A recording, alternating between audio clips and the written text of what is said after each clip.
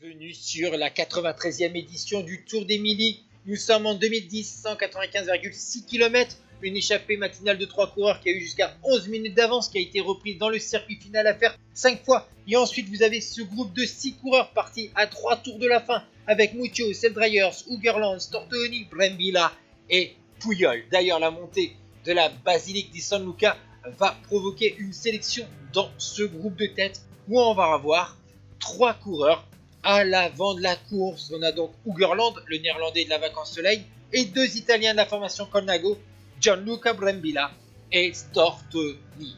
Mais dans la descente qui va suivre, d'ailleurs, on va d'abord avoir cette petite montée, mais ensuite c'est donc la descente, et ces 3 coureurs vont voir venir de derrière le Danois, ici à l'avant maintenant.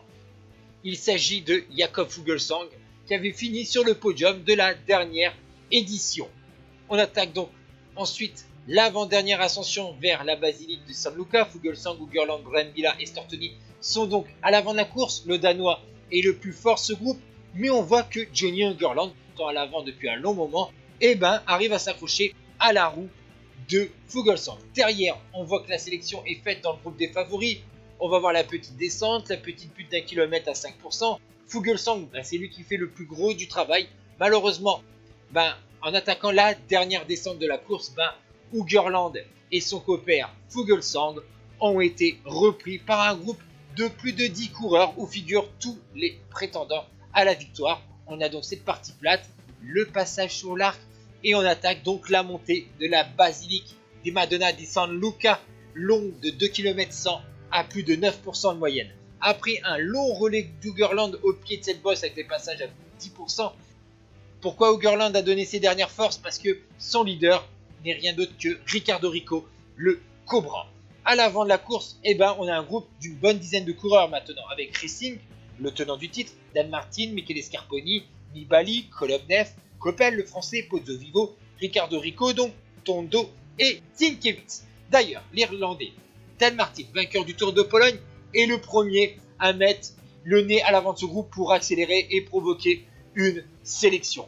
Mais derrière cet effort, vous voyez que les autres prétendants à la victoire ont réussi à coller à la roue à l'Irlandais. On est passé sous l'arche des 1 km bientôt. Et là, vous voyez que c'est Kolobnev, deuxième de Liège-Bastogne-Liège, champion de Russie, qui accélère dans les passages les plus difficiles de cette montée dans ce S.